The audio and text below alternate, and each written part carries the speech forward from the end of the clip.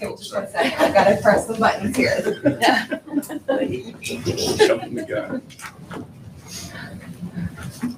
All right, we're ready to go. Thank you. All set? All set. Okay, then I will again call to order the June 10, 2021 meeting of the Bargersville Redevelopment Commission.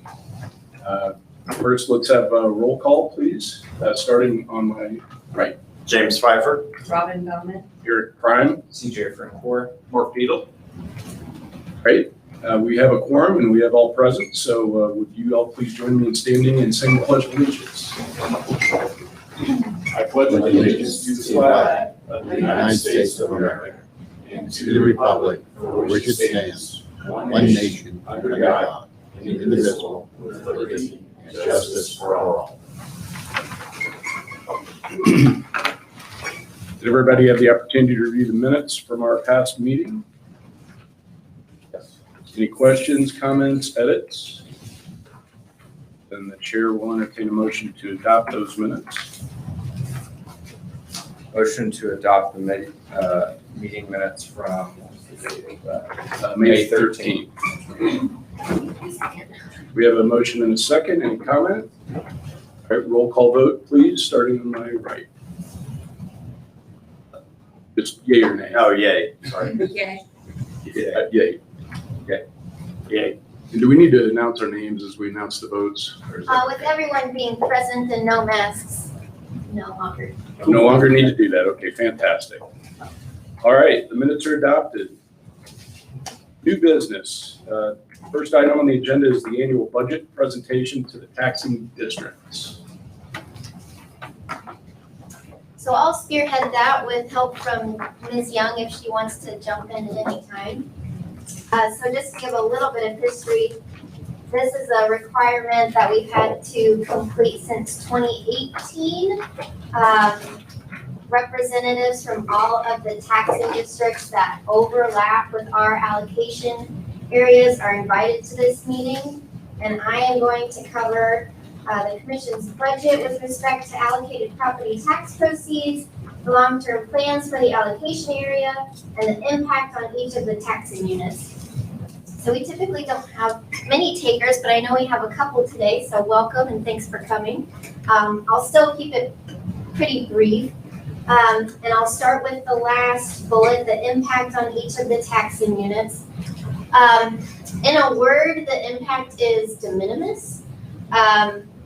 Heidi Amspaugh, our municipal advisor, reassured me that we still meet the but-for test, which is the most important test, meaning that but for the allocation areas, we're only skimming off the top of the increase in value. But for that, we wouldn't have the TIF revenues, and therefore the underlying base is still going to those other taxing districts. Some of the bigger, more established RDCs have their municipal advisor actually go through each taxing district and each allocation area and come up with a dollar amount. Even the big ones, it's usually fairly low. And in our case, it would be even lower. So in a word, it's a de minimis impact. Going back to the budget with respect to allocated property tax proceeds, I think in lieu of reading the budget aloud to everyone, we would just offer you a copy. If anyone would like one, I think Julie has those available. We've got some takers. Yeah, I'll provide those. Unfortunately, this printer right here is down, so Okay. I'll be happy to provide those for you in just a minute or two, okay? Thank you. And last, the long-term plans for the allocation area may be discussed today. This is a fairly new board and it's still pretty open-ended in terms of what projects or expenditures the board would like to use their TIF dollars for. We do have the 3 different allocation areas. So I don't really have a detailed explanation for that bullet, but kind of the sky is the limit at this point, so stay tuned. If there aren't any questions, that will conclude our I have a question. So with the growth that's kind of predicted around I-69, what are the town's plans for tipping those areas? And would they collect 100% of the taxes for a new tip area for a business not already established?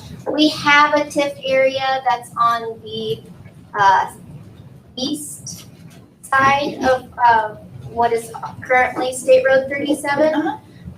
The town limit ends right about 37. It might go over just like 1 or 2 parcels. And that area, we used to have a map, is already a TIF allocation area, at least the portion that is in town So limits. brand new businesses that would move in there, industries, would the town then collect 100%? Only the difference of the assessed value and then the increase on top of that. So when the new industry comes in, if it's a commercial property, the taxes are gonna go up. We only collect what the increase. So you're it's saying not all 100%. all the entities or tax districts will receive some tax Yes, income from new industries that move in? Just Correct. not 100%? correct. Okay. Thanks. Any other questions from the audience before we move to the next item? All right, fantastic. Next item on the agenda is a guest today. We have Amanda Rubidoux from Aspire, who's going to talk to us about TIP things and may be able to answer some questions that were out percolating in the audience. Amanda, you have the floor. We're gonna get our technology up. Yes.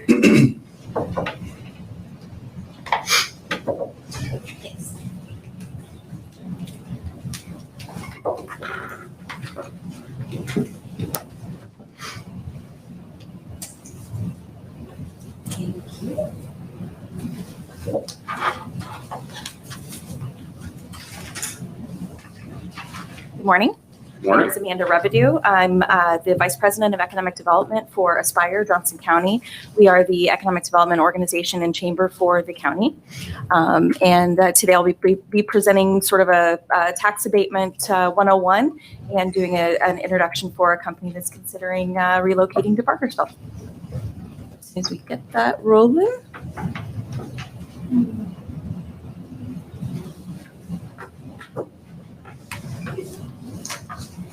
Tax abatement process. Yeah, bottom one. Thank you. Right. So this is a portion of a presentation that you can find on the DLGF website. I'm happy to provide that to you. Oh, yeah, I'm good. Thank you, though. Yep, we're good. If you ever have trouble sleeping, I highly recommend it. But we'll just do a quick overview of a few items that just some key terms that are important for you guys to understand. So we talk about tax abatement in terms of it being an incentive, but really it's a deduction. So it's a phase-in process of their either real property taxes or their personal property taxes. So basic definition, so your personal property abatement, that is going to be on their personal property, and that's abatable new equipment to the area. And that can be on manufacturing equipment, R&D equipment, information technology, and logistic equipment.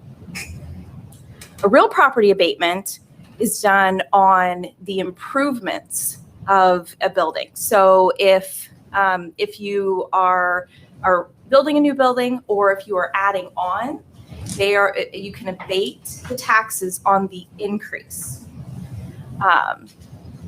So eligible, it's construction of new structures, additions, or remodeling if it increases the assessed value. Whereas a vacant building deduction, which we're going to talk about today, is it can be on, you can abate the taxes on an existing building if that building has been vacant for at least a year. There has to have been an attempt to lease or sell it, but we have to, the designating body has to be comfortable that it has been vacant for at least a year. And so that's what we're going to be talking about today.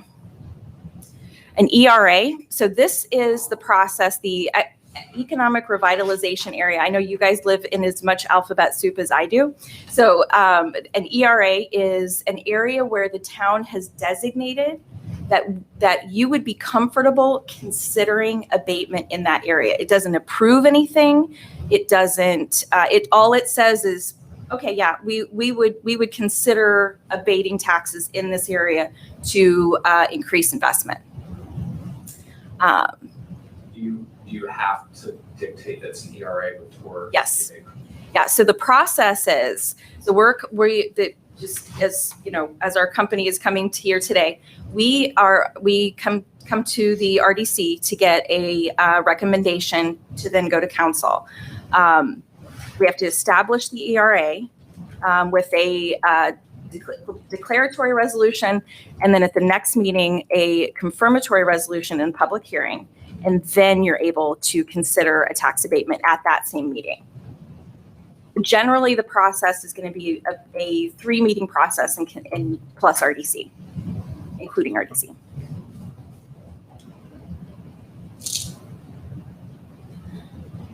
Yep, so first you establish the ERA. So there are some facilities that cannot be abated. In the state code, you cannot abate taxes on golf courses, country clubs, massage parlors, tennis clubs, skating facilities, handball or racquetball facilities, hot tub facilities, suntan facilities, and racetracks. And they're very specific about that. So I used to work in Westfield. Obviously, we were very sports oriented, and so I was like, "Ooh, this is kind of giving me some heartburn," because we had some sports oriented businesses, and no, it is actually very specific to tennis clubs, handball, it's very specific. So, yeah. So the personal property compliance process. So this is where the company will confirm that they have fulfilled the requirements that they've put forth and that they've promised to you guys. So the company says, okay, we will invest X amount of dollars. We plan to hire X amount of people and pay them X amount through the year. The compliance process with personal property is a self-assessment. So they will file an additional form along with their personal property taxes that shows, yes, we made this investment. Whereas with real property, that goes through the assessor's office. The vacant building deduction, we did talk about that. This is on an existing structure. A lot of time, as I mentioned, we're limited on what we can do for existing structures. So the vacant building deduction was a really awesome tool that the state gave us to essentially rehab old facilities. So let me see here. Those are. Yep. So we've gone through the process. So what I'd like to do now is I'd like to introduce the company that would like to make a presentation for you. So Centurion Arms, which we are calling Project Pew, you'll see why in a minute, is looking to relocate their facility from Brown County to Bargersville. They have a building that they are considering that it's an existing facility. It's an existing building, and it has been vacant for at least a year. So it would qualify for the vacant building deduction. I'll have them dig into the project specifics right now or here shortly. So, Monty, if you'd like to go ahead and come on up and share a little bit more about your company, and I will have some additional information once he wraps up. Okay, Thank you. Yeah, I was just asked to come here and give a little info on our company. Basically, I'm retired military. I spent 25 years in service, Navy, SEAL teams, and basically I've kind of been a gun geek my whole life, so to speak. So, during my time, basically, I started the company in 2006 while still active duty. I outsourced all my manufacturing, got patents on certain products that we were doing and stuff. Also, while I was being kind of a gun-oriented person, I ended up representing the SEAL teams for SOCOM as far as new weapons development programs and all that kind of stuff. So kind of always been into that. Now that I've retired, it was pretty simple segue just to keep going with my business. I moved down to Brown County, started pole barn, started moving my manufacturing in-house. And at the point where I need to jump off to a different place, so I've been kind of looking around for other places that we could kind of move to. We're swamped with stuff, so it's kind of good. We do a lot of OEM manufacturing for other companies. So Colt Firearms, who makes all the government guns and does a lot of law enforcement around the country, we actually OEM their handguards for them. So we make tons of those. We're doing a lot of complete weapons. We've done some overseas stuff for Taiwan, specifically was one country. So basically, we're kind of trying to get up and step and do a lot more, move a lot more manufacturing in house right now. I'm telling Amanda, we have like another $500,000 of machines on order that we'd like to find a better facility to put them in. On top of that, right now we're completely buried with other stuff that we already do. That equipment is to break new ground on new products that we don't do yet. And then also just lately, we've been totally covered up with all the stuff that we already do. So we're probably looking at doubling some of the machines that we have, just to try to keep up with some of the manufacturing on some of the hand guards and whatnot that we do. So basically, I'm also a service disabled veteran-owned business. We already got the certifications. So far, we've been so tied up with other stuff that we haven't pursued government contract stuff, but that is something that we would like to do. And I know that the state supposedly has some programs that help get people plugged into that kind of stuff. But we've already done the legwork to get the certification for that to hopefully help aid us in getting some of that, maybe federal dollars back into the state of Indiana. So basically, that's kind of in a nutshell what we do is just trying to work on firearms programs. Once again, a lot of military law enforcement stuff is a lot of our focus. We do a lot of sports industry stuff.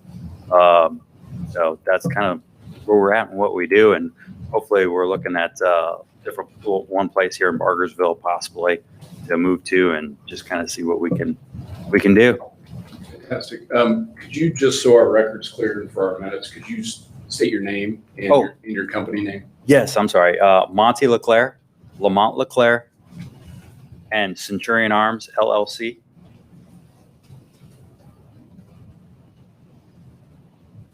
And Mr. LeClaire, how many employees do you have currently? Right now, 6 on payroll. 6 on payroll. And obviously, as soon as we get the new equipment and new machines, we're probably looking at immediately at least adding 2 to 3 as soon as we can get the space to get all the stuff up and running. And then I think shortly after, more stuff. More stuff meaning and more people as well. So, Do you have any idea what your average wage is for your employees?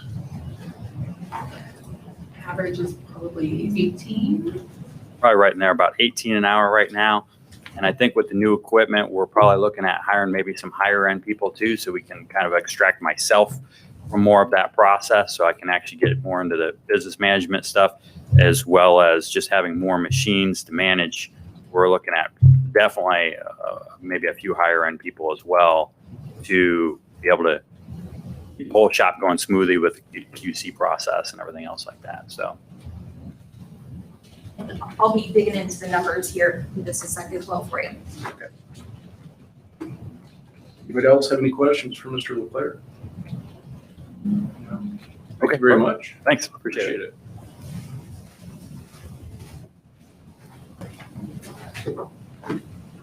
So wanted to also be able to provide you guys with kind of an example of what you'd be looking at. So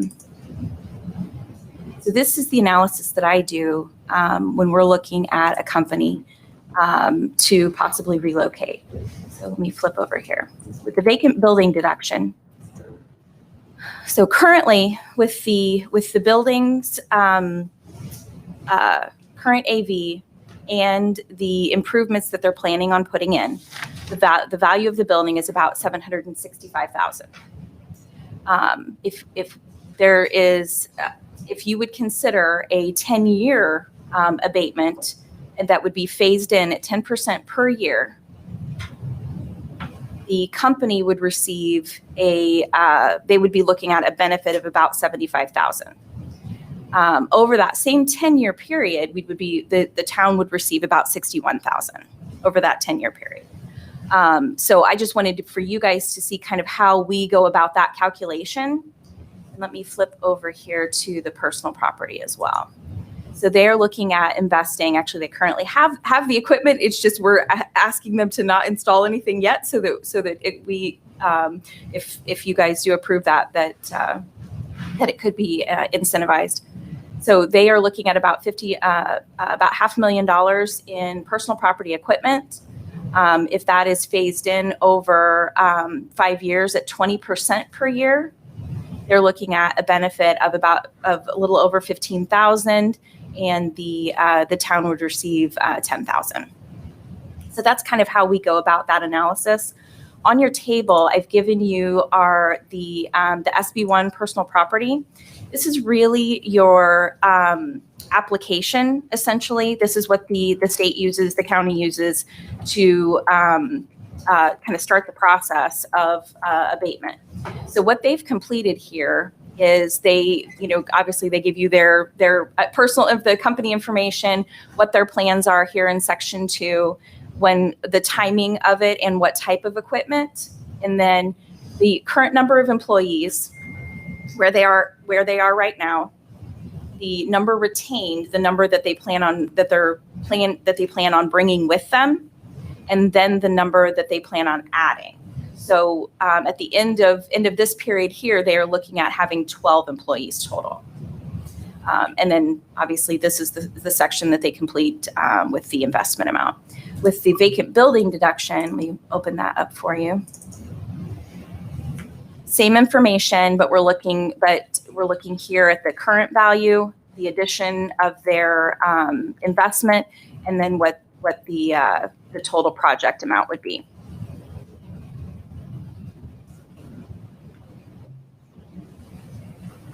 Any questions?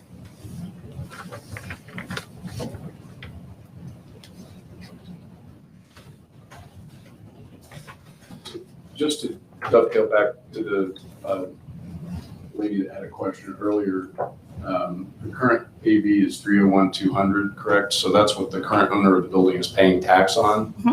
And so all the entities that receive tax dollars are receiving those tax dollars based on the 301. Yes. And then if this work is done, if it's approved and they put in the additions and upgrades, then it's that differential over the 301 of assessed value that goes into the TIF, if there's a TIF in that area. That area is not TIFed, but that's just back to that example. That's how that would have worked. Yes. Right?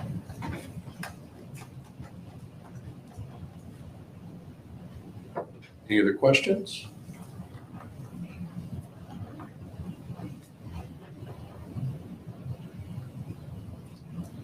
All right, thank you. So I believe today we would be looking at a recommendation. Is that correct? Yes. Recommendation for To create an ED or ERA. a recommendation to create the ERA and to abate and to move forward with a 5-year personal property and a 10-year real vacant building deduction for Centurion Arms. And then that gets passed forward to the council. Yep. Okay. We do that in one motion or 2 separate May. motions? Doesn't matter to me. We've had a request from our guest to recommend to the town council the creation of an ERA. Do we have to define where that is, or is it specific to that building? It's just this parcel, correct? Correct. So And did we identify the address? if you could identify the address, or do we have a map? 390 East Old Plank Road. It's the Trustler Building, correct? Yes. Okay. The baseball facility. It's, yeah, we're at baseball facility was. Yep. Does that sound right, Julie? 390? That is correct. I'm looking at BK. Okay. All right, so as I understand it, the request then is to create an ERA on the Dressler, what's called the Dressler building at the address indicated, and then also recommend a 10-year real property and 5-year personal property tax abatement. We have a motion. I'd like to make a motion for favorable recommendation to create, what I just say, create an ERA? Sure. An ERA, 5-year personal property and a 10-year vacant building deduction. Did I say that right? At the location of 390 East Old Plank Road in Bargersville. Do we need to say the name of the taxpayer in the motion? That was perfect. Oh, thank you. First time. Well done, Mr. Dietl. Do we have a second? I'll second. All right, we have a Motion and a second. Any discussion? Any other questions for the petitioner? I just got a personal question. When you were at the SEALs, were you stationed in Virginia Beach? I actually did time on both coasts. Okay. So I did have Virginia Beach and Coronado, California. My son was stationed at Oceana. Okay. With, Red Rippers, and he's in the Diamondbacks now on the Reagan. So I just thought you guys might know Okay. each other. Very cool. I have one question. Why Bargersville? If you're in Brown County now. Well, hopefully here, easier as far as being closer to ship, getting product shipped in, materials shipped in, as well as hopefully maybe a bigger talent pool, so to speak. Brown County 1 is definitely not business friendly. So we're kind of like real quick to go, hey, see you later, thanks. And then on top of that, just like I said, just talent pool. But, from here, it seems like there's a lot more talent pool to pull from than obviously down there, so. Any other questions or comments? All right, see none. Roll call vote from my right, please. Yeah. Yay. Yay. All right. The recommendation for favorable on the ERA and on the abatements has passed unanimously.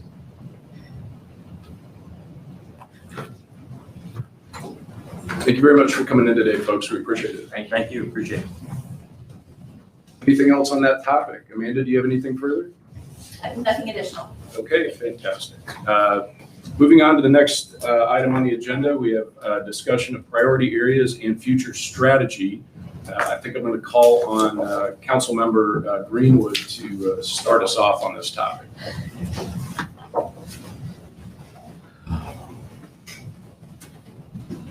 Good morning, everyone. We'll pull up that. Which one would you like? So the TIF map? Sure. Good morning.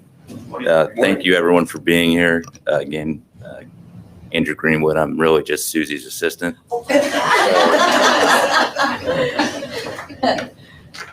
Counselor is a dirty word in some neighborhoods, especially mine. I think I wanted to start first by thanking 5 of you for being a part of this board. Historically, this board has not been proactive, and I think the council now is dedicated to this board being proactive and really moving things forward. There's an old saying in my business that you either grow or die. And my take is that this town needs to grow. I do not want to see it die. Lived here for over 13 years, and I'd like to live here for many, many more. But I will not live in a town that's dying. And I don't think that's the case. I think we have a wonderful, wonderful town with all kinds of opportunity. But if we are not taking, if we're really not working on our resources and moving things forward, we will die. If we wait for some activity to occur, it won't happen. And historically, we've had a little mix of that, right? We've waited for developers to come to town. We've waited for residential development to occur. We've not been proactive, I think, in a way that we can be to attract more Centurion arms. This is a perfect example of what we want, right? Someone who's coming here because we're business friendly. We haven't heard that in a while, but we want to hear more and more and more of that. We have a lot of opportunities coming with the growth because of our location, right? We are perfectly located, in between Indianapolis, Columbus, Bloomington. We're in kind of this triangle hotbed between Cummins, Cook, Lilly, and everything that's going on in this state. We have an opportunity to really grow. We also have a pretty dynamic base of residents. We have everything from hopefully more gunsmiths to, executives at Lilly and everything in between, right? And it's a very welcoming community. And so I'm here today to thank you and then also challenge you to come back and challenge the town to do more, right? So we've talked about, how do we do this as a town? We do not have a mayor, so there's not one singular person that's an executive that's up here saying, here's the mission. We're going to do X, Y, and Z, right? So we have to work together collaboratively to do that. So there's 5 of you, there's 5 on the council, and we have public input, and we have to work together to find that vision and mission and move things forward. So today's conversation, I'll try not to talk too long. I have a tendency to do that because I'm pretty passionate about this. If I'm not passionate, it'll be yes, no, and we'll go on. But on this, I could talk all day. In my opinion, and really the council, we've talked about this. There's kind of 5 key areas that we've targeted that we believe are areas for future growth. And when we're talking about future growth, I want to be clear, we're really talking about commercial growth. We have a lot of residential growth, and we will continue to have that. And when I talk about residential growth for everyone, I'm talking about single family residential growth. That is going to continue to occur. We have a great town, a lot of amenities, a lot of great people in our location. We will continue to attract people to live here, right? But what we want to attract more of is business, right? Commercial business. So we're trying to increase our commercial tax base. And in order to do that, I believe we have to be proactive. And so that comes down to 5 different areas. The mouse works. And these are not in order of priority, but let's identify the 5 areas for everyone. So one area, right, is this area over here. I don't know the name, I think now, what's it called? White River, what is Mike calling it? Oh, gosh. I don't know. There's 33 different names for it, but Yeah.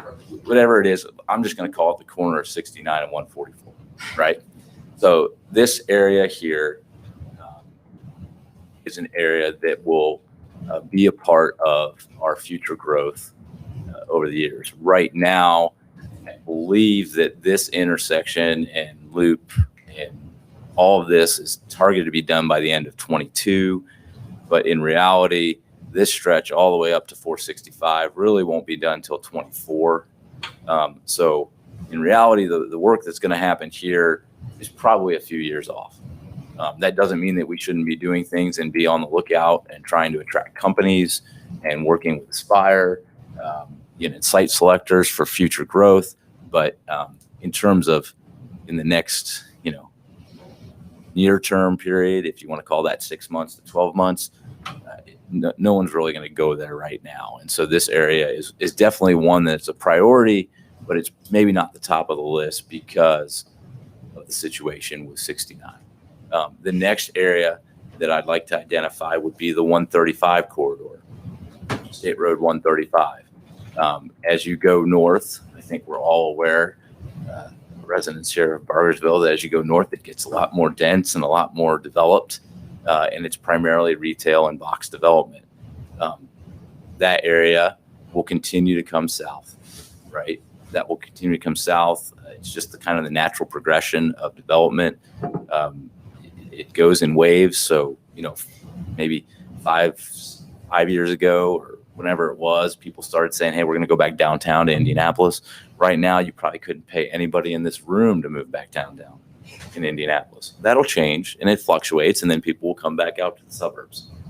It's kind of the natural progression of development and demographics. But right now, we're seeing really a surge in folks who are coming from all over. And I think this is throughout the state. It's not just Bargersville, but we're seeing people from the coast. I mean, Mark could probably speak to this. That he probably doesn't have enough homes to sell. And I mean, the inventory is under 60 days right now? So 15 days. Right, which is crazy, right? I mean, it's insane. And so you're seeing people who now with, not having to be in the office, people are coming from California and saying, why don't I buy in Bargersville and live here? I can work from my basement a lot easier and it's a lot cheaper, because a $1 million home in Bargersville is a lot different than a $1 million home in San Francisco or in LA or New York for that matter. So there's an opportunity that we're seeing where we're having a lot of growth, residential growth, and that residential growth then leads to commercial growth. And so what will happen is we continue to grow as a town and we hit certain metrics of demographics. The retailers who say, hey, you have to have X amount of people in your town or city will say, oh boy, this is really growing. You're at 10,000, 12,000, 15,000. And they'll go, hey, you need to have, XYZ restaurant. You need to have XYZ retailer. And that will continue to come all the way down 135. So we will see that as another potential growth area. So I think that's definitely another area that the town is working on. And I guess to back up, we're working on our utilities and making sure that the infrastructure is there. But the RDC needs to be aware of these areas as well. You have different tools in your toolbox on how you can help promote. And we can get into that later or at another time. But this is another area I would say, hey, you're going to see a lot of commercial growth, in my opinion, through here that will happen somewhat organically as we grow. The third area I want to identify is, I call it a little light industrial node. It's kind of at our southern boundary, 2 Cent Road area. We already have some light industry there. That's another area where I think we have potential for growth. I don't think I'll offend anybody, but we're not going to be Whiteland, Franklin, or Greenwood. We are not going to have 1 million square foot big box logistics. It doesn't make any sense. Even with 69, it just doesn't make any sense. Our topography, our layout, the truck traffic, the way that goods are moved and shipped in this state, we're not going to see that kind of big industrial box development in our town. But what we will see is more folks like Centurion Arms who are growing their company, and they need 10, 15, 20,000 square feet of flex space. Flex space is not a dirty thing. It's not a nasty thing. The manufacturing I'm sure that you're doing does not emit pollutants into the water. Probably the biggest pollutant is trash, right? I mean, there's just not a whole lot of nastiness. Sometimes it gets a negative rep or brand, but in my opinion, it's one of the best things we can have because those smaller businesses grow, right? And they usually are hiring from generally the local community. So when you have someone who comes in and they have 6 employees and they move to 12, well, as they grow and they're successful, they get to 20, right? They get to 25, and then they need a little bit bigger space. So they move out, and we want them to stay here, right? We want them to grow organically in Bargersville. So in order to do that, we need to be open to that growth. That means the RDC needs to be open to abatement, open to helping out those businesses in various ways, open to maybe redeveloping more property around there, looking at other options on how we grow that light industrial area that's appropriate. The other benefit of that light industrial area is it can be next to residential type areas without it being an issue. You don't want to be right next to that Amazon last mile center. I don't know if you've been over on Worthville Road when it's shift change. When those blue vans come out, they about run you off the road, right? And there's 800 of them, and soon they're going to be self-automated. That's going to be even scarier, right? You're going to see these things come at you like a swarm of flies. We don't want that right next to us, but here in our town, we can have smaller industry that doesn't have 400 to 800 blue vans coming at you, at 7:30 and 3:30 to go deliver all, Mr. Pfeiffer's tennis balls and tennis rackets that he's ordered. So that's another area down here that is an area of growth and opportunity, and something that I think the RDC should be aware of and work on. And that's something that we can work heavily with Aspire on. That's really, Amanda doesn't promote or brag on herself enough, but the growth that we've had here, Centurion Arts, for example, but she's doing this throughout the county. There's a lot more credit that needs to go to Amanda on what she's doing for Aspire and her experience and being able to attract companies to come here. And we benefit from our neighbors and what Amanda's doing, right? So every time, we get another company that goes over into the 65 corridor, where do their executives live? Bargersville, Center for Growth Schools, right? And we benefit from that. And Amanda's a big part of that, and so is Aspire. So I just want everyone to be aware that it doesn't happen on its own. Companies don't just come knock on the door normally. Sometimes they do, but it's a lot more. It has to do with the process, site selectors, brokers, other conventions and other correspondence that are done through IEDC. I mean, a lot of times we joke about the names, Project Pew Pew Pew. We love it, but we get, in the development world, you get all of these, Project Santa, Project Eskimo, Project whatever, and they all come in. You don't know what they are. They could be a company from Korea. They could be a company from Topeka. You have no idea, and you're competing against what? It could be anybody in the state. It could be just in the southern location, and you get this, hey, we're looking for X, Y, and Z, and Amanda's the one who kind of works on that and gets it moving forward. So we need to become better acquainted with Aspire and work with her a lot more. So the more you see her, the more we're doing and the more proactive we're being. The other two areas, kind of the final two I'd like to talk about are our downtown area and then the corner of 144 and 135. Both of these areas to me are great opportunities. We have a blank canvas in some respects.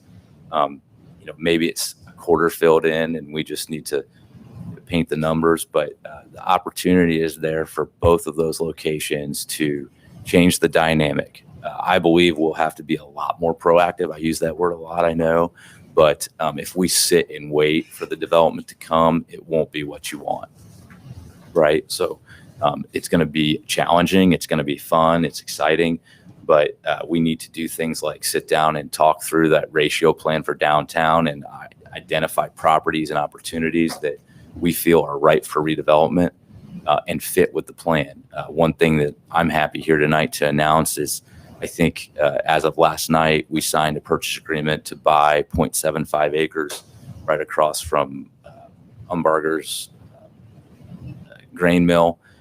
And it's something that I expect us to bring to your board to work on redeveloping that. And what that can be in terms of a park and a plaza and how that can reinvigorate downtown is very exciting. And I think I look forward to working with all of you as a part of that to make that kind of the cornerstone and the kickoff for the downtown. And, on the town side, you have to challenge us to say, okay, make sure all the trails connect, right? So that folks who live over on Whiteland Road, who live, near Kent Park or wherever it may be in the new Sawyer Farms edition, that they can get to that park and plaza on bike, right? Or walking or running and what that will do for our downtown. I'm a firm believer in our trail system being a key asset, and it can really spur a lot of growth. I've seen it in multiple other areas and truly believe that when you have a vibrant downtown, that will help to redevelop things organically. And right now, if you've been here, we have certain events where we seem to draw people, but on a consistent basis, we don't get the foot traffic that we need down here.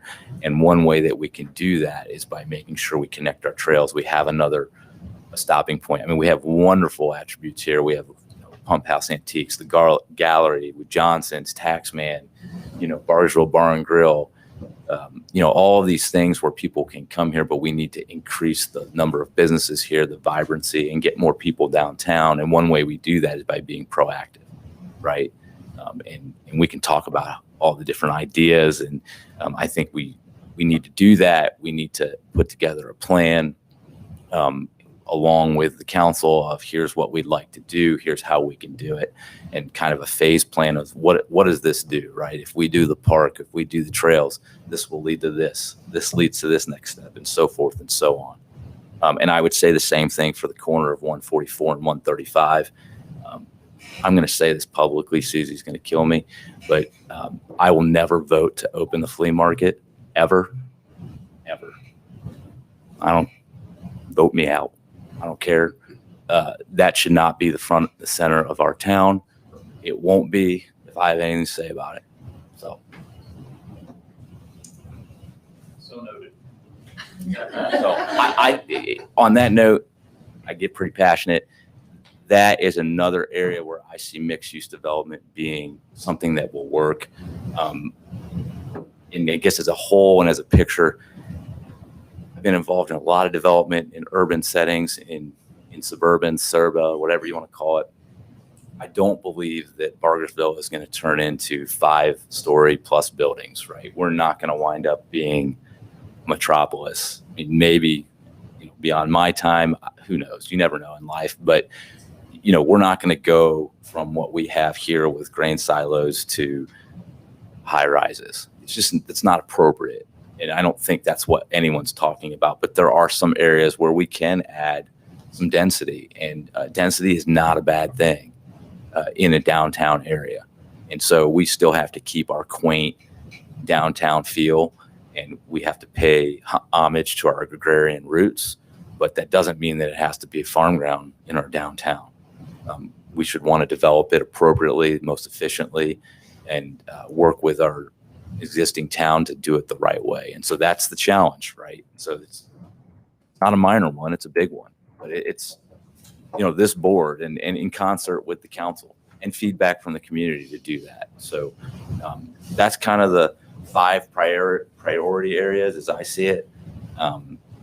And if I stand up here long enough, I'll make a lot more controversial statements. But, I guess, what questions do you guys have? The board. Well, I have one question, and probably more from your perspective as a developer than necessarily your perspective as a council member. But, I look at the TIF districts that we currently have, and certainly the one that seems to be, the most ripe for ready expansion is the one across from the Kroger, a little bit further north. And then, as far as just currently what's in there and seemingly what's adjacent to, already developed property. But it seems like because that strip up there along Somerset and all that is pretty thin, that it's going to be a little bit more ad hoc development. Do you see, or would you foresee kind of that quarter south of Whiteman Road down to 144? Because it was a little bit more of a blank canvas. How would that fit in ultimately with expansion of a TIF zone? Well, we've already had, like Sundown Gardens is an example of a company that they're based out of Westfield, I believe. And so they're kind of a higher end nursery landscaping services, and they've already bought ground right in here and are going to redevelop that for that purpose. I think you'll see it happen organically. So right now we definitely need to expand our TIF district to include that. And TIF is not a dirty word. I know some folks, a lot of people don't understand it. Really, I think, Eric, that was a great example that you gave of, this property, right? There's an existing assessed value, and you're basically capturing the increase, right? You're capturing the increase, and then you're tasked to use that money for redevelopment, right? So it's not a negative thing that the taxes are used for that. You're not taking money out of anybody's pocket by doing that. There's a lot of misinformation out there on how this all works. When the school passes a referendum, those dollars are excluded from this. So you thought we were going to get $100,000 and there's $2,000 in a referendum. That $2,000 gets knocked out. It's 98, right? There's certain things that are excluded, and the existing assessed value is still there. So it's the increase, right? And so what you do is you capture that increase, and in some instances you capture it and goes into your general fund, and you're able to utilize it. In others, you capture that proposed increase and you bond it, and you use that money, bond over 20, 25 years to then do more with it, right? On the prospective taxes that you're going to get. And that's where other municipalities have been very aggressive. Some argue too aggressive, some would say not. And there's all different levels. Everyone talks about Carmel, but people don't realize the billions of dollars that Indianapolis has in TIF. All of City Center, Circle Center is all a TIF. That was all, I don't know if anyone even understands it, but it was a joint venture between Lilly and the city. Back in I think it was the late 80s is when they actually inked the deal, right? Because Circle Center was a hole. There was a hole in the ground. It was nasty.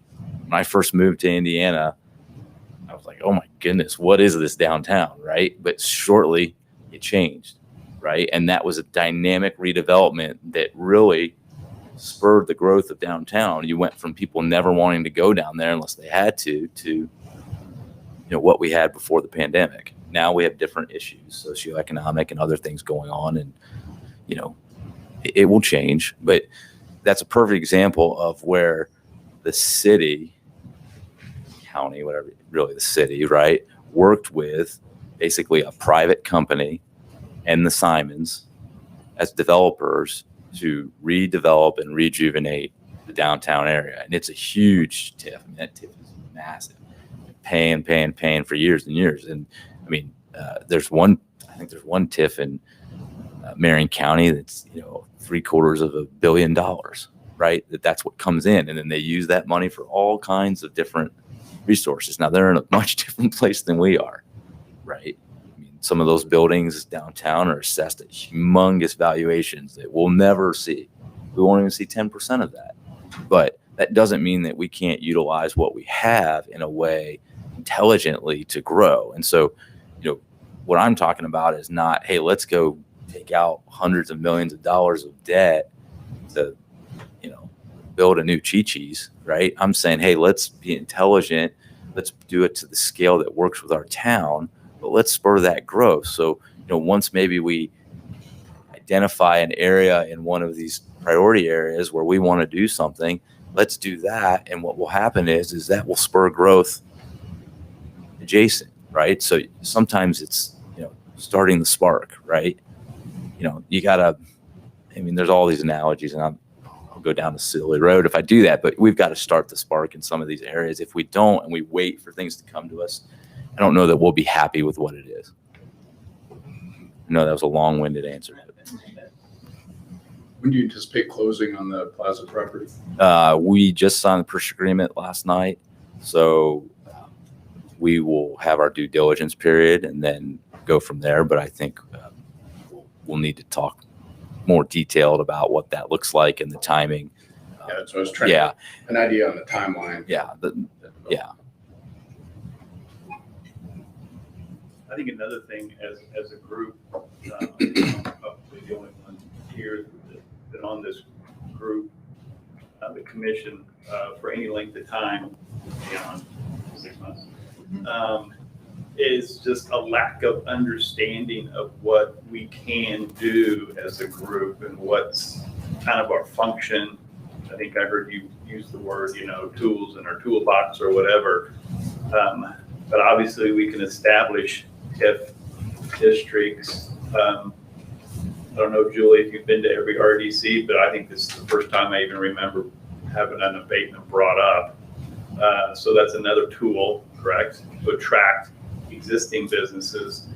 Then this opportunity, we don't have a gazillion dollars. Maybe that's been a limitation mentally because we haven't had a clear vision or direction in the past. But to be able to take an income stream starting from point A now to the present, and like you said, bond it, use those funds to be proactive in certain areas, and work with obviously the council on a targeted area or a targeted even property possibly, and create a scenario where we can attract or we can put out there once we use those present value funds, I guess you could say, to get control of property, and then we can be more proactive as far as asking for developers or whoever, whatever that title is, to come in and say, okay, this is our vision, we have control of this, but we want you to do it. So it's not like we're investing technically in that project. Am I saying that correctly? What other towns have done? Yeah, there's the sky's the limit. It's so we could actually. I'm sure you've read in the newspaper. Carmel's Redevelopment Commission owns the Hotel Carmichael. Yeah. They're in the hotel business. I don't recommend that. Yeah. Right. That wasn't the best move. Right. But that's what they decided to do. You can do everything from. I don't know. People don't know this, but the city of Indianapolis owns 7% of the Conrad as a part of that TIF deal. Right. You can do everything from own a part of it to own all of it, to run it, to bring in a developer and have them do it. You can hire it out as services. there's so many opportunities, right? And we have to walk before we run. There's no question. And so sometimes I have to temper my, expectations or what I would like to do personally because of the setup. I mean, it'd be great if we had $10 million, right? We don't, but I mean, you have $1.6 million there's Carmel would probably kill to have $1.6 million right now because they've spent everything, right? I mean, I'm giving an example, but there are opportunities there and they're scale appropriate. And as we grow, as we add TIF districts, we'll get more money that will come in. So there's different opportunities and different things that we can do. And not everything needs to be a multi-million-dollar building or a multi-million-dollar project. I'll give you a perfect example. When Franklin went in and redid just the roads, put in sidewalks and streetlights in the downtown area, it changed the dynamic there. Shortly thereafter, people started buying those buildings and putting restaurants in them, right? So the project that we're going to have here on Baldwin, where we're redoing the road and we're putting sidewalks in and lights, that's starting that process. I think one of the things that you'll see is the council and the town will put a strong effort, money, time, investment into things that are redevelopment. I think we understand as a council that we need to work with you to do this and that it's very needed. And that there are monies available and there's different ways to do things and different tools in the toolbox. There's no question. We can be proactive on things. I mean, one of the things that, everyone kind of scoffed at Plainfield 15 years ago when they were giving everyone 10-year tax abatement, 20 years ago, right? It was a rubber stamp. You went there, yep, 10-year tax abatement, 10-year tax abatement, 10-year tax abatement. Well, guess what? That stuff's all rolled off and they have more money than they know what to do with, right? It also helps that they're right next to the airport and they're logistics based, but still, that's what you got when you went there. Everyone knew they were business friendly. It helped spur development. They've taken that money and developed other parts of their town, right? Because Plainfield was a town when they started doing that. And just to make sure I understand that I heard you correctly, when you described the 5 areas, basically saying the 37, 69, 144, that quadrant, that area, and then basically the 135 corridor, those are going to happen those are going to kind of happen on their own, is what I know I heard you say. I mean, developers are going to come in, they're going to, obviously, the incentive they have is to make that profitable development for them. But really for us to have an impact, and for the council, they're kind of looking at that 144, 135, quadrant, and then kind of Old Town to really focus on maybe using our resources to really make a significant impact going forward. Right, and I want to clarify. Right? Yeah, I want to clarify something. When I'm talking about what the RDC needs to do, you can probably be a little bit more reactive in those 2 areas because the council is being proactive. So the council is going out and making the infrastructure, putting the infrastructure in place so that can happen. So the big hurdle right out west was water, sewer, all those things. The council and our utility company are working on getting that completed so that that's not an issue. So in terms of what's the RDC role in both of those areas, the RDC role would be, in my mind, would be one of abatement, one of company attraction, out on the west side, the whatever we're calling it, the 37, 144 development. That's where I see your role in being more of that than necessarily proactive redevelopment dollars being spent on it. That's not to say that we might, that could change, course. Maybe we get a few things going there and then we have, Lily comes and says, we want to do a massive center here and we need X, Y, and Z to do it. I'm sure we'd all get in the room and figure out a way to get it done. Right. And that's an extreme example, but be surprised, right? Sometimes that happens, through connections and other things. And those are the kind of things that we might have Amanda come back and do, one of her presentations about, what do you call it? The keywords and things to be on the lookout for that we all need. Right. Watchwords, yeah. watchwords and things when you're having normal conversations and ways to promote Bargersville. We don't have a singular brand manager or marketing team, right? So we're kind of all in this thing together.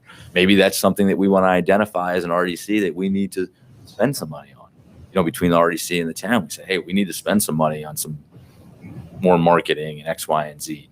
But that area out west, I would identify as one that the town has taken the lead on being proactive on the infrastructure. I would say the same thing along 135. We're working on extending the sewer.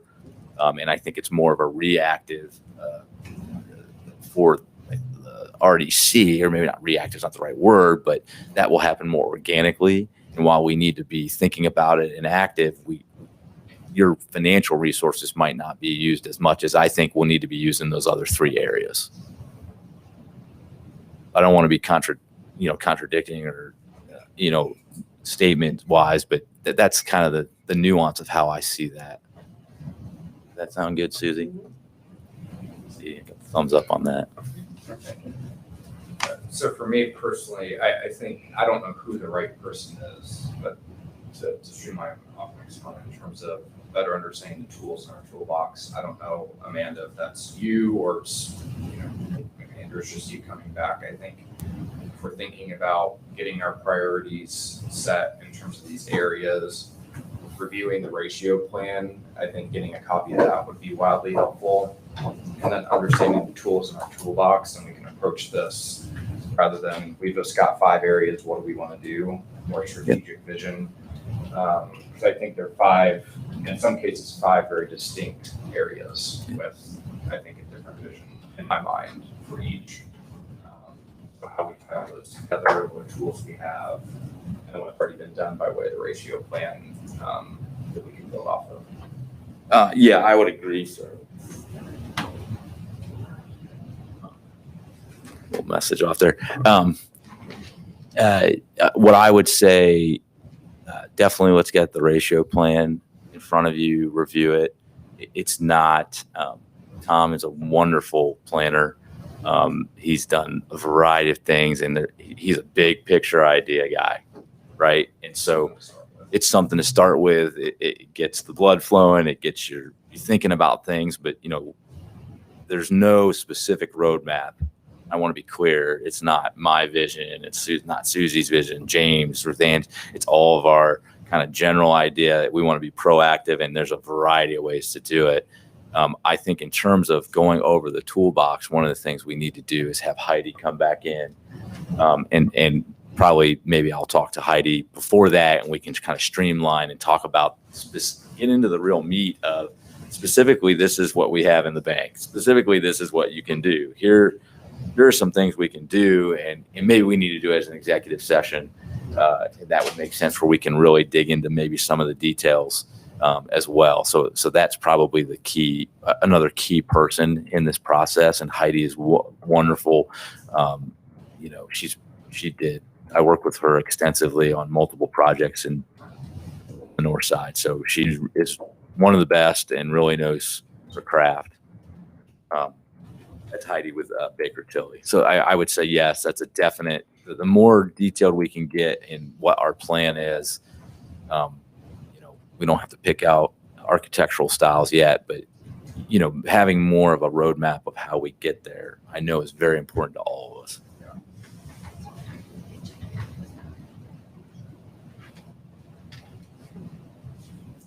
Any other questions? I guess maybe the only other one is, and I don't know if this is you or us coming together, but I start thinking of the landscaping company going there and starting to understand, like, when do we either need to add a new TIF or expand a TIF?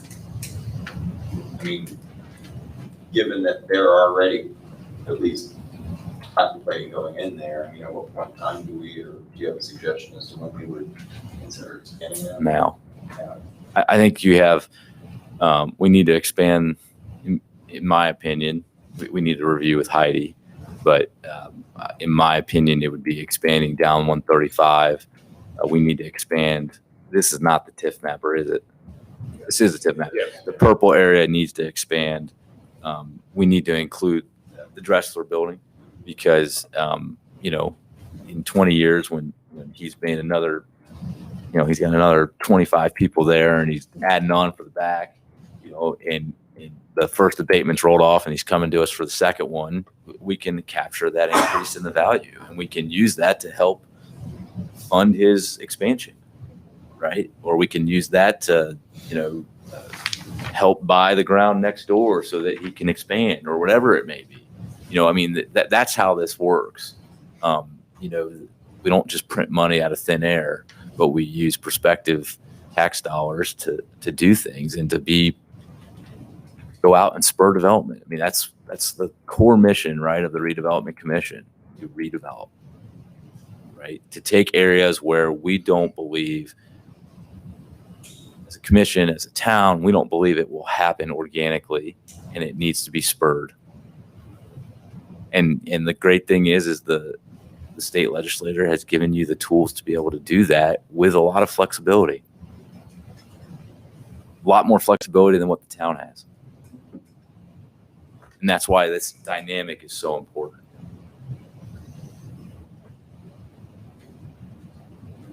Fantastic. Any other questions? Andrew, thank you. And thank you for your time and thank you for serving. Any other questions or comments from the audience regarding the priority areas and future strategy before we move on? I guess I'm just curious about something you said. So I understand if you have a new TIF district, there's a time period for that and then it sunsets. You can't just re-TIF the same area, right? Right? Or do those finally roll off the TIF books? They roll off, but I don't see why they couldn't just redo the entire process to re-tip it. It wouldn't be just checking a box. They'd have to go through the whole process with hearings and whatnot. So you're basically just perpetually TIFing the same area. I think you could. Oh, I thought, I was confused because when we were talking with our Baker Tilly, they're like, eventually those TIF districts will be sunsetted. Right. And those dollars you have not, from growth that you've not been receiving will return to your entity. So that doesn't really happen. Is that what you're saying? I'm No, saying, she yes, just said they you do can. sunset. It doesn't have to happen. Once they sunset, they can sunset. And if they're not renewed, then it does go away. Okay. But there's really no incentive for a town to do that, right? I'm guessing that would rarely happen if you have the ability to re-TIF. I would say especially a town like us that is in such an early stage of growth and development, there would be absolutely no incentive to do that because we want to spur that. Right, okay, I just want to make sure I I don't know about understand more the mature. process. Very mature areas, but then you got redevelopment, so. Right. Yeah, and one thing to clarify on that, if in the instance that would happen, as we discussed with this building or this potential project, if the district would sunset and it would be reestablished, that base value would be reestablished. So then the town would be capturing that new increment. Okay.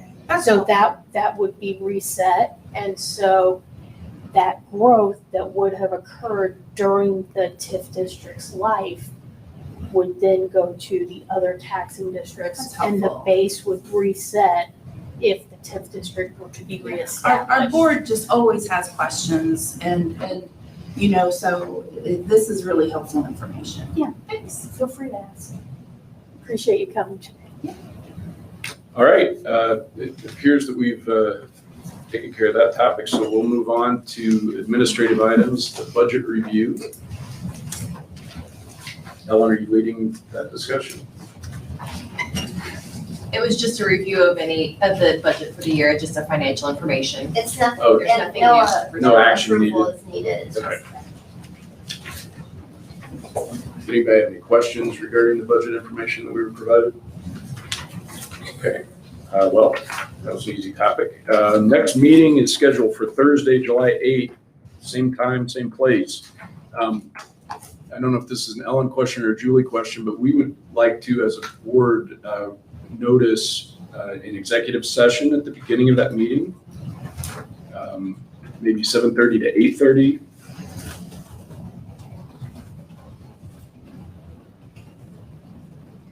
And then have the remainder of the meeting be public. Doable. All right, fantastic. Any questions from the floor? Any questions from the board before we adjourn? I guess I got a question to piggyback a little bit about some comments, and being proactive and, the statement I heard Mr. Greenwood say as far as now, how long of a process, because I don't remember, as it relates to adding the TIF district or starting that process. Julie, correct me if I'm wrong, haven't we, I know in front of the planning commission, the landscaping center and everything, the new one that's coming, that's pretty well flown through that system. So how long does it take us if we want to expand the TIF district south on 135? When do we need to start that process to capture what we need to capture? We have already had preliminary discussions with Heidi on revising those TIF district boundaries.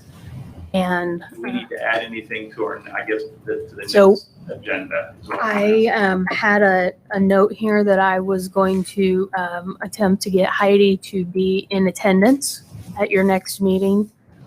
One, to talk to you about the tools that are available to this board. And then secondly, to talk to you about that process. It doesn't take as long as the impact fee, does it? Absolutely not. Thank you. That's what I'm concerned about, that it just doesn't take 6 months or a year. No, I want to say it's 45 days, maybe 60 days to do that changing of your TIF district. And I thought, and I may have misunderstood when she talked about it, but I thought she had made the comment that you just have to have, I thought you just had to have the process underway. She mentioned something about like the phasing in of it, and then. Yeah. So she suggested that we start that process, and in terms of like a project of Sundown or some, the project we discussed today that will be under construction, the TIF district needs to be in place and captured before the end of the year when that assessment is going to happen. So that's. I would just propose, we from an agenda item, but that we can also debate. Right. I think we should discuss it. So that was on my list, was to contact Heidi and see if we could get her here for those two topics next month. And Julie, you had mentioned that you guys have already, I'm not sure who has already talked about potential expansions of the TIF districts. How do we become aware? How do you inform us of what those current loose proposals are for what you're talking about? I'd have to check my notes, but I thought we had a brief conversation at our last meeting when Heidi was here on kind of conceptually Okay, so where it's the same, okay. where she had, Gotcha. and then with her review of the reports that went in, she also had some recommendations of maybe removing some areas from the TIF district. So looking at that complete analysis.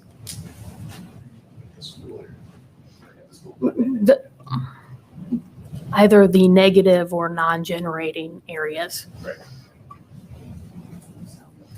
And then we'll make sure we get the ratio plan to everyone. Let us know if digital or hard copy is your preference, and we'll get that to you. Make sure you have that. And any other plans or documents, we'll make sure you have. Thank you for your service. Just make sure that we get the discussion on the agenda for next month. Awesome. Anything else? I'd like to thank all the folks who came in today to participate. Thank you for being here. That's the largest audience we've had for an RDC meeting. All right, we are adjourned.